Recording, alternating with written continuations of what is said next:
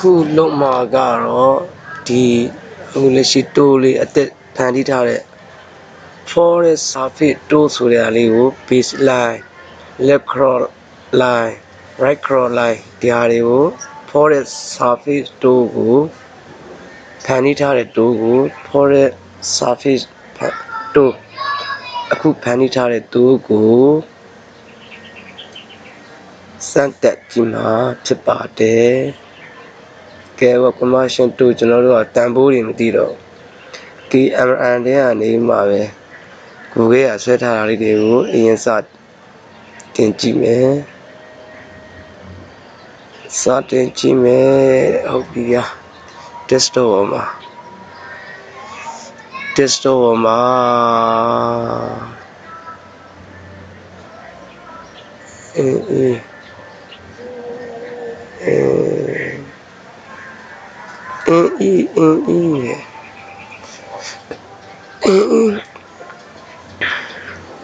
NW စမ်းကြည့်မယ်ကွာဒီက NW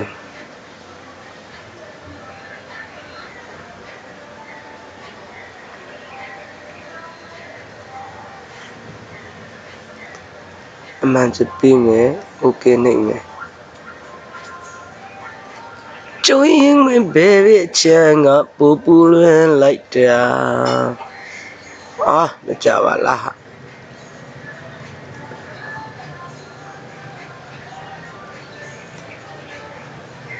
ရော့မကြပြန်လုပ်မယ်ကွာ NEP သွားပြီဆိုတော့ NW ဒီကောင်လုပ်မယ်ရော့ဒီကအဲ့ဒါတဲမှာလားရေးစရာတွေပေါ်တယ်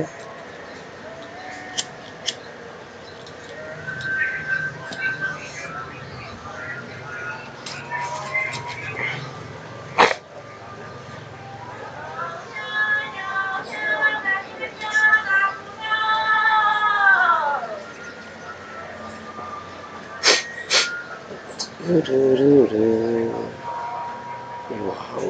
လာအညာလာလေ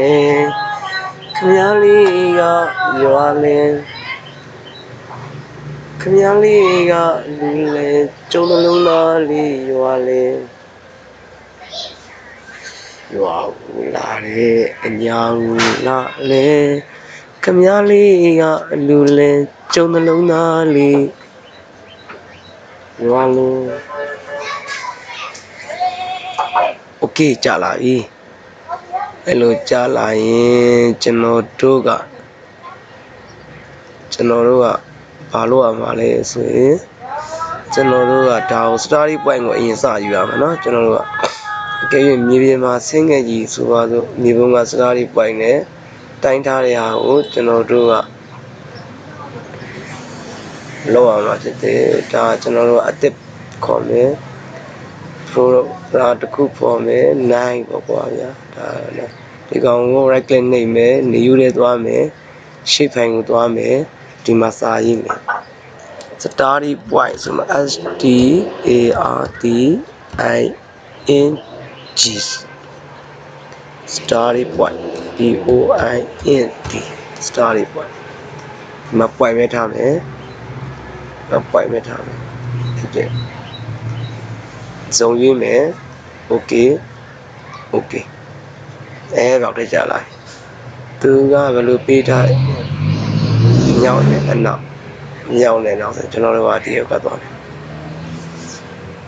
ဒါကကျွန်တော်တို့ကစမ်းတက်နေခြင်းဖြစ်ပါတယ်စမ်းတက်ကာလဖြစ်နေပါတယ်စမ်းတက်ခြင်းဖြစ်ပါတယ် study study point ကိုနှိပ်မယ် okay နှိပ်မယ် continuous ထည့်နှိပ်မယ် create feature နဲ့သွားမယ်ဒီအောင်ဟုတ်ပြီ okay stop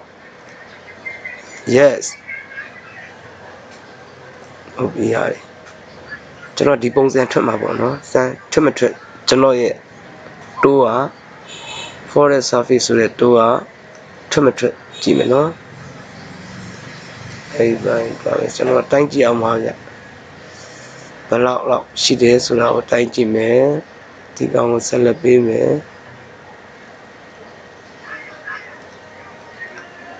lot continue ကိုရပို့နဲ့စမ်းကြည့်မယ်ဒီကနေမှာဒီကိုဘယ်လောက်ဘယ်နှစ်ဒီဂရီနဲ့ထွက်တယ်လဲ343ဒီဂရီနဲ့ထွက်တယ်နော်ကျွန်တော်တို့340နဲ့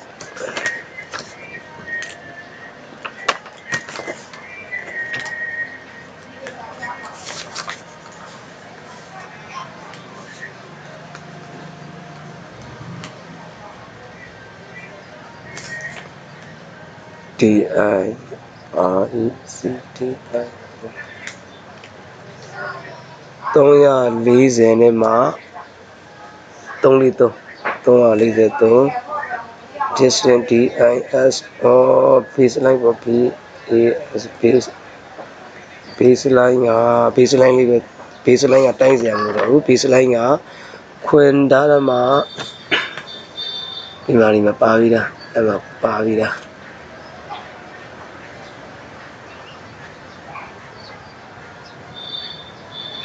ခွင်ဒါရမှာ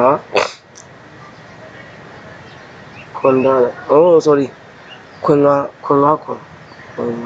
နဲ့ဒါရမှာ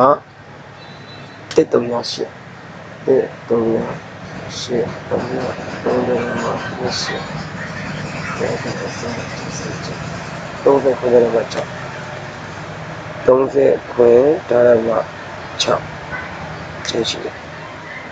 ဟုတ်ပြီကဲရပါပြီအဖြစ်ကြည့်လိုက်ပြီးပါပြီအဖြစ်ကြည့်လိုက်ပြီးပါပြီတဲ့ဒါကတော့ကျွန်တော်အကြမ်းမြင်လုပ်ပြအကျဉ်းတာဖြစ်ပါတယ်ကဲပြီးစလိုက်စာမယ်တန်ဖိုးတွေလည်းသိအောင်သိပြီးသားပြီဆိုတော့တန်ဖိုးက study point ဒီ study point ကိုထည့်မယ် study point ထည့်မယ်ပြီးရင်ကျွန်တော်တို့ဘယ်ရင်းကဘယ်လောက်ဒီဂရီနဲ့ထွက်တာလဲဆိုတော့343ဒီဂရီနဲ့ထွက်တယ်သူ့ရဲ့ baseline ရဲ့အရှည်အလျားအရှည်ကစုစုပေါင်းဘယ်လောက်ရှိတယ်လဲတဲ့အရှည်က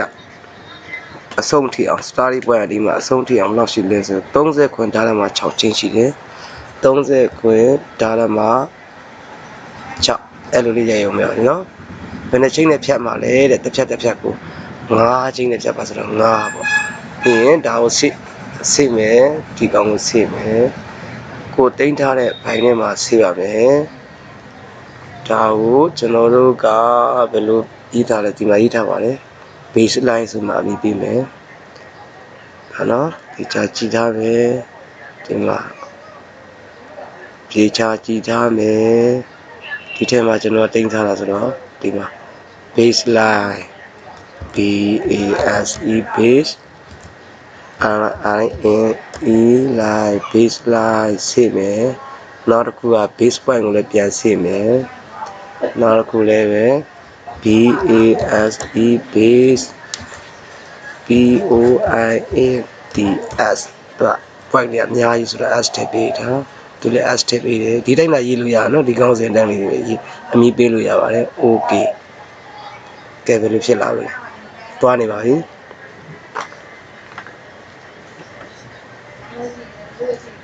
ကဲတွားနေပါပြီဗျာ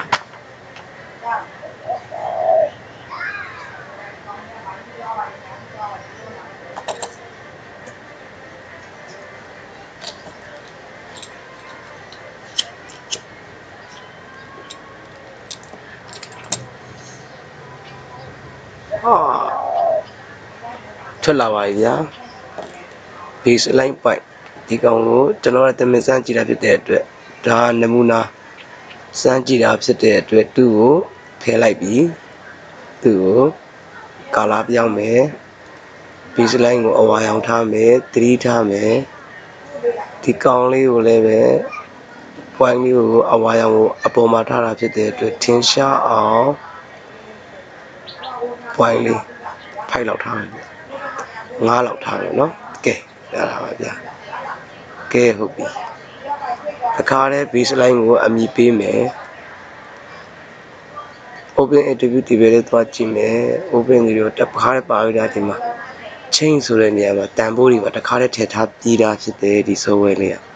အဲ့ဒါဆိုတော့သူ့ကို right click နှိပ်မယ် property တွေသွားမယ်အဲ့ပြီး label တွေသွားမယ် label တွေကိုသွားမယ်ဒီမှာအမှန်ချစ်မယ် label feature မှာအမှန်ချစ်မယ် label ပေါ့နော်ဒီမှာ label feature အမှန်ချစ်မယ်ဒီမှာ label fee ဆိုတဲ့နေရာမှာကျွန်တော်က chain chain ဆိုတာကိုရွေးလိုက်တယ်ပြီးရင် expression နဲ့သွားမယ် expression ရောက်တော့ဘာမှလုပ်စရာမလိုဒီ chain နာမှာကာစာလေးချပြီးရမှာ alpha ညစ်တောင်အဖွင့်တဘာပုံမယ် ch ဆိုတာလေးအသေးလေးရေးမယ်ပြီးရင်မြစ်တောင်ပြန်ပြီးမှပိတ်မယ် b5 okay ရပြီဒါဆိုရင် okay ဒီမှာစလုံးစိုက်ရေးမယ်စနစ်ထားမယ်ပိုင်းရပြီပိုင်းကကြာလာပြီလားကြာလာတယ်မကြာလာဘူးဆိုတော့ကျွန်တော်တို့က please link ကိုရွေးမယ်ဒါဒီတိုင်းပဲထားမယ်ပြီးရင်ဒီကောင်ကို please အလဲကောင်ကဟို please one level ပါ feature ကို okay နေမယ်အဲ့ဒါပိုင်းနေမယ်ကြာလာပါပြီအဲ့ဒါဆို okay ရဒါတစ်ခုပြီးသွားပြီတခါတည်း level တတ်မှာပါအခုဒီနာအခု left cross line ဘဲဘဲ line တွေကိုတန်ဖိုးတွေကိုထည့်ဖို့ဒီ point တွေကိုအခြေခံထားတာဖြစ်တဲ့အတွက်ဒီ point တွေကိုအခြေခံထားတာဖြစ်တဲ့အတွက်ဒါပေမဲ့တခုပြောလိုက်မယ်ဒီမှာ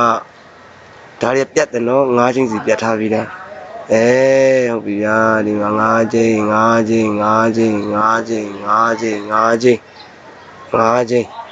နေ့စားမှာ6ချင်းဟုတ်နော်ပြတ်တယ်နော်တခါတည်းကိုဖြတ်ပြီးတာပါအဲ့ဒါပြီးရင် point ကို right click နှိပ်မယ်အဲ့ဒီမှာကျွန်တော်တို့ကဘာလုပ်ရမှာလဲဆို F မှာဒီမှာတစ်ခုထည့်ရမယ်ဘာလဲဆိုတော့ distance D ရယ် I ရယ် S ရယ် D ရယ် distance ဆိုတာအစားဆုံးပြီးအကွာဝေးကိုအတူကောက်ပဲရေးတော့မယ် DISD ဒါပဲအတူကောက်ရေးမယ်သူ့စာရေးမှာဖြစ်တဲ့အတွက်သူစာရေးတာဖြစ်တဲ့ test ကိုရွေးတယ်30စလုံးဆိုင်က30ဆို okay test ကိုရွေးနော်ဒီမှာ test ကိုစာရေးမှာမဟုတ်တော့ okay ဟုတ်ပြီအဲ့ဒါပြီးရင်သူ့ကို select ပေးမယ်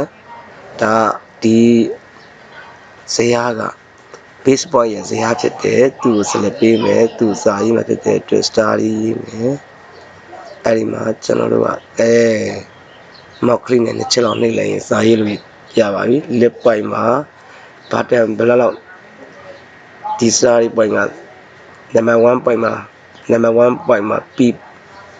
1မှာတန်ကြီးကဘယ်လောက်နဲ့ထွက်မှာလဲဆိုရင် left ကိုဘယ်လောက်နဲ့ထွက်မလဲဥပမာဆိုတော့5ချင်းပြအောက်ကလေး keyboard ပေါ်မှာအားလေးကိုအောက်ကိုချမယ်9ထားတယ်မှာ6ချင်း9ထားတယ်မှာ9ချင်းဟုတ်ပြီနောက်ပြီးတော့6ချင်းဟုတ်ပြီ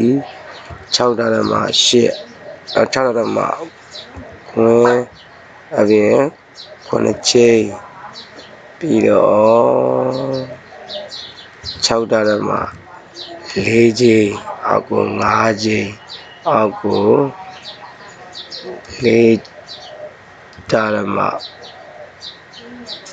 4ချင်းပေါ့ဗျာကဲအဲ့လိုဆိုကြပါစို့အဲ့ဒါဆိုရင်စတော့yes အတည်ပြုလိုက်ပြီတခါတည်းအဲ့ဒါဆိုရင်ကျွန်တော်တို့ကသူ့ကိုမောင်းပေးလိုက်တော့ဗျာ left cross line ကိုထည့်တော့မယ်အဲ့ဒီမှာခေါင်းစဉ်က base point နဲ့ဒီမှာလည်း base point ကိုရွေးလိုက်ပြီဒီမှာက distance fee ကိုစောစောကကျွန်တော်တို့ရေးခဲ့တဲ့ဒီကောင်ကိုထည့်ရမယ် DISD ဆိုတာလေးကိုအခုကျွန်တော်ပြထားတဲ့အားလေးကိုခေါင်းစဉ်လေးကို DISD ဆိုတာလေးကိုထည့်လိုက်မယ် D ရယ် I ရယ် S ရယ် P ရဲ့အကြီးကြီးပါနော်အကြီးကြီးရွေးရမယ်အပြင်ပေါက်ထဲကိုသွားမယ်အဲ့မှာပေါက်ထဲမှာဒီမှာ left line ဆိုတာလေးအတိုင်းရေးလိုက်ပါ LEFT လက်ရှေ့ပိုင်းတုံးလေးခံမယ် left line LINES ဒီထည့်အတိုင်းပဲအခုပြထားတဲ့ကောင် left line ဆိုတာအဲ့ဒီတိုင်းပဲရှေ့ပိုင်းတုံးလေးခံမယ်ရှေ့ပိုင်းလုံးမှာဖြစ်တဲ့အတွက်ဒါရှေ့ပိုင်းဖြစ်သွားပါပြီဆေးလိုက်ပါပြီအဲ့ဒါပြီး OK နှိပ်လိုက်ပါပြီဗျာအဲကြာလာပါပြီဗျာကဲကြာလာပြီဆိုတော့ကျွန်တော်တို့ကသူ့ကိုကာလာပြောင်းတယ်အပြာရောင်အရင်လေးပြောင်းတယ်တူးလောက်ဆင်ရပါတယ်အပြာရောင်အရင်လေးပြောင်းတယ်ဟုတ်ပြီအ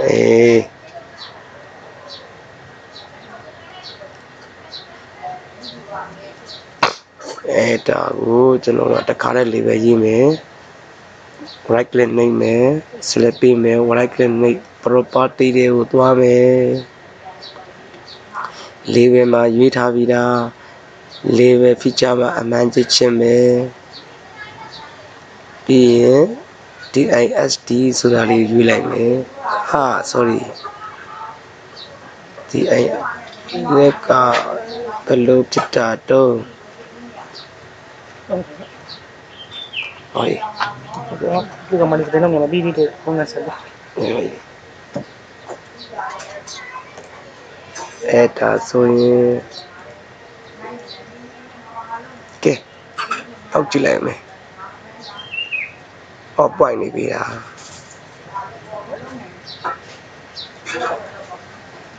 အော်ဒါပွိုင်ကြီးဟိုကွာဒီကိုသွားမှာပါစမအေးအဲ့ဒါကြောင့်လွဲနေတာအဲ့ဒါမျက်စိမမောက်ပါစေနဲ့ left right ကို select ပေးဇရာတွေသွားမယ်ဒီမှာဇရာတွေမှာဖြည့်မယ်ဘာတွေရေးရမှာလဲဆိုတော့ F ဆိုတာရေးမယ် distance ဒီဆိုတာအကြီးစလုံးရေးမယ်ကျန်နောက်ကတွေအသေးတွေရေးမယ် DISTANCE distance အဲ့ဖလူရွေးမယ်ဒီမှာဖလူ okay ဟုတ်ပြီနောက်တစ်ခါ F တော့ချင်းပြန်ရေးမယ် unit ချင်းရေးမယ် U အကြီးနဲ့ရေးမယ် NIT ရှေ့ပိုင်းတုံးလေးခံမယ် unit CH အဲ့မှာ C ရC ရအကြီးနောက်ကစလုံးကအသေး F လူရွေးမယ် okay ကြာလာဘာမှလုပ်စရာမလို right click နှိပ်မယ်ဒီမှာ calculator geometry နဲ့တွက်လိုက်မယ်ကဏ္ဍပေါင်းစနဲ့တွက်လိုက်မယ် yes တော့ကြာလာမယ်ဒီ socket ကိုအမှန်ကျင်ပေးမယ်ဒီက data frame ကိုအမှန်ကျင်ပေးမယ်ပြီးရင် meter ကိုပေပြောင်းမယ်သူကချိန်နေတယ်မှာဆိုတော့ okay ဒါတွေကပေလေးဖြစ်ကုန်ပြီဒီကောင်ကဂျာကန်လောက်ထားတာဖြစ်တဲ့အတွက်ဘာမှလုပ်စရာမလိုဒီကောင်ကို right click နှိပ်မယ်ဒီမှာ fee calculator ဆိုတဲ့ပုံစံလေးကဏ္ဍပေါက်တဲ့ပုံစံလေးကိုနှိပ်လိုက်မယ်ပြီးရင် yes နှိပ်လိုက်မယ်ဒီမှာသူ့ရဲ့အကွာအဝေးကိုသိချင်လို့ distance ဆိုတာကို select ပေး double click နှစ်ချက်နှိပ်လိုက်မယ်မြင်းဆောင်ခံမယ်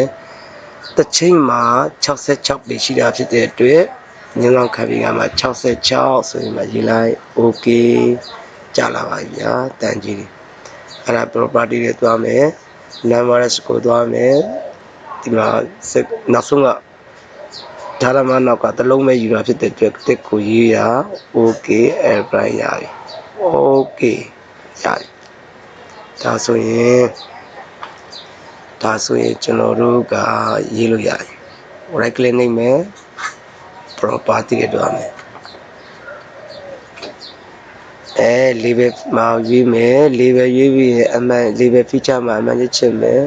ဒီမှာတစ်ခါလေးရွေးမယ်ဒီစာသားရွေးမယ် change ဆိုတာ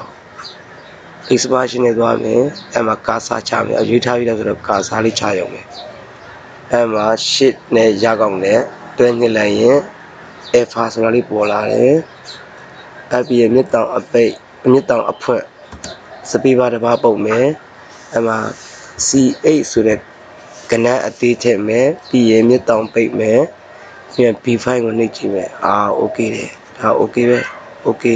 ဒါဆိုရင်ကျွန်တော်တို့က12လောက်ထားမယ်ဒီကောင်လေးကိုမောက်ခွင်းနဲ့ဖြီးပြီးမှဒီဘက်ကိုဆွဲလိုက်မယ် air prime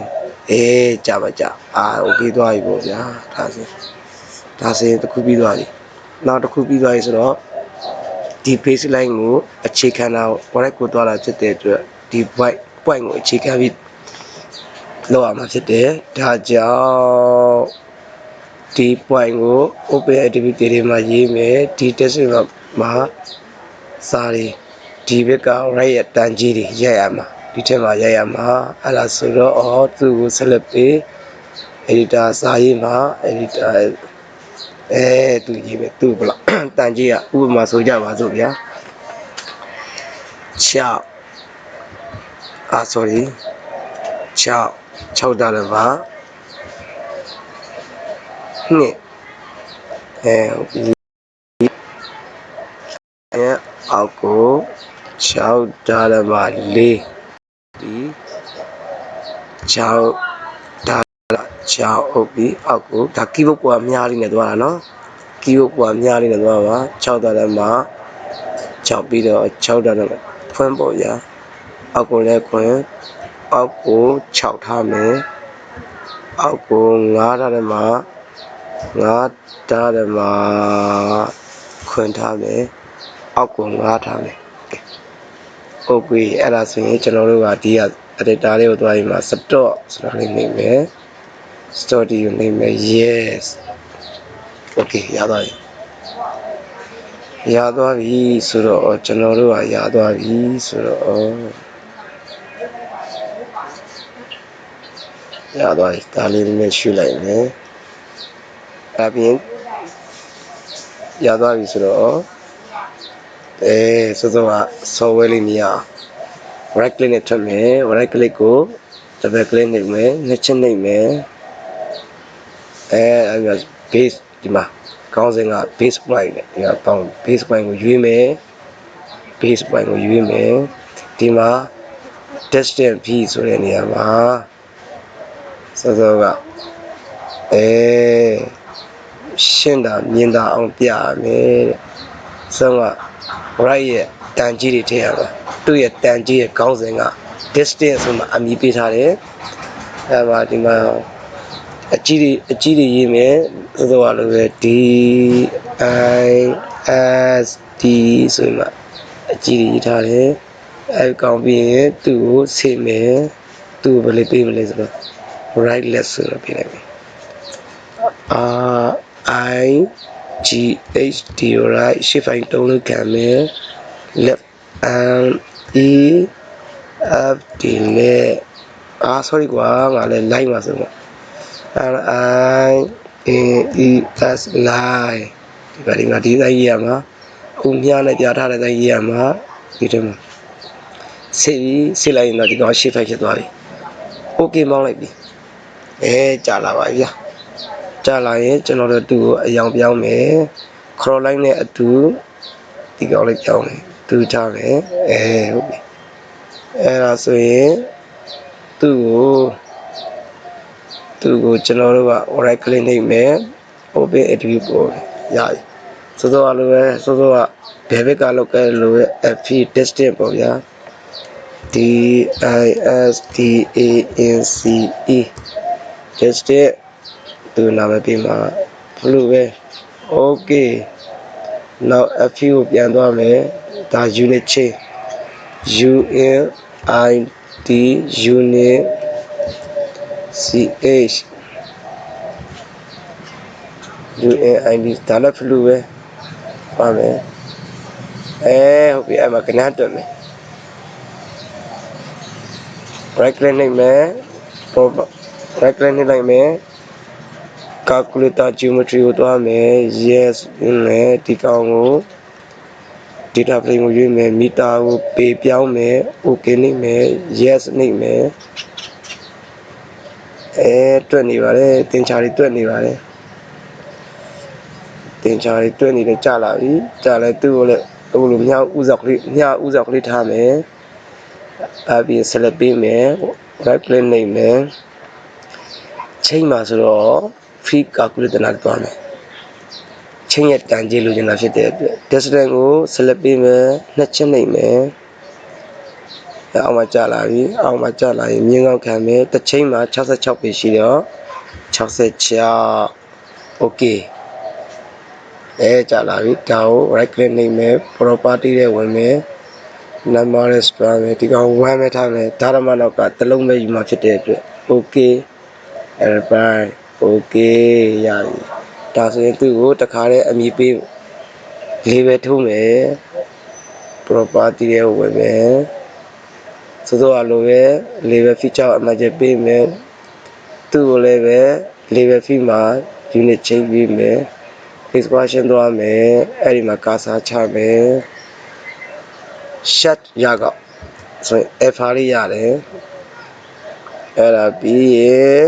မြစ်တောင်အဖွင့်လုပ်မယ်တပါစပီးပါတပါပုံမယ်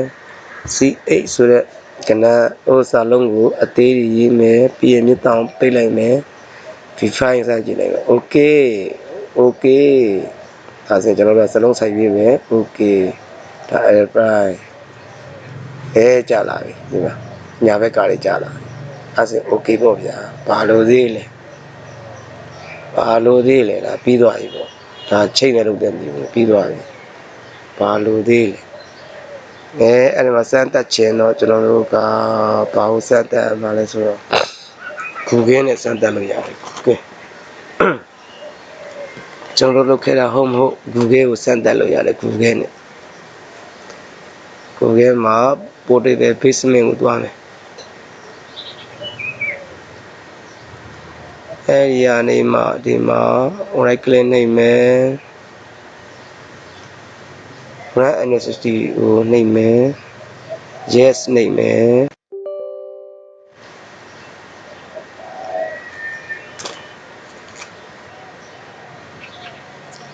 အဲ့ဒီမှာလဲနေတယ်ခဏစောင့်မယ်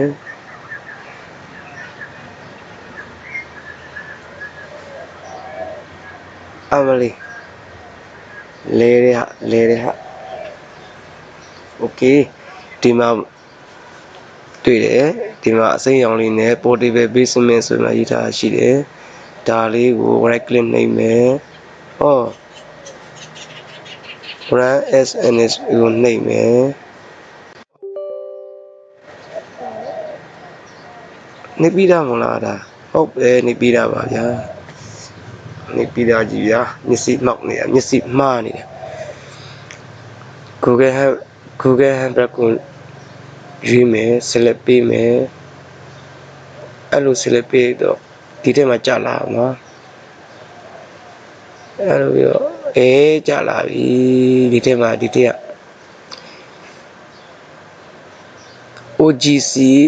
WMTS URL ဆိုတဲ့ box ထဲမှာဒီ link လေးကို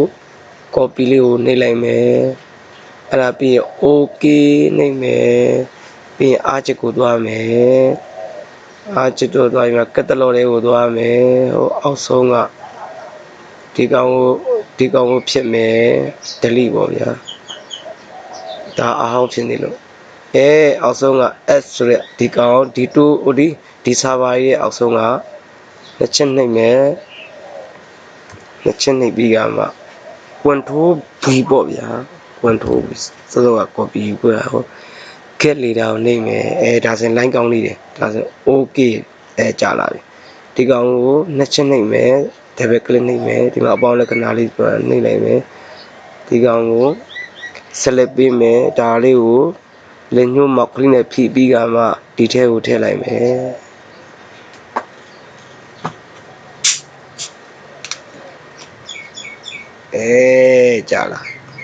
ကြာလာပြီဆိုတော့ဒီကိုပြောင်းမယ်စလုံးပြောင်းမယ်ကာလာပြောင်းမယ်ရေးထားတဲ့ကာလာတွေပြောင်းမယ်ဆိုတော့အဝါရောင်ပြောင်းမယ်ဗျာရော့ပေါ့page line ကိုလည်းပြောင်းမယ်ဘယ်ဘက်က cross line ကိုလည်းပြောင်းမယ်ဘယ်ဘက်က cross line လည်းပြောင်းမယ် okay ဟုတ်ပြီဒီညာဘက်ကဟာကိုလည်းပြောင်းမယ် ညာဘက်ကကိုလည်းအမေရောင်မမြင်ရလို့မထင်ရှားလို့โอเคကွာအေးကြည်စမ်းပါအောင်မြင်ရပြီလားဒါလေးပဲညာကြည်ပြဝအောင်ကြည်စမ်းဝအောင်ဖြဲကြည်စမ်းဒါကူခဲပို့စရာမလိုတော့ဘူး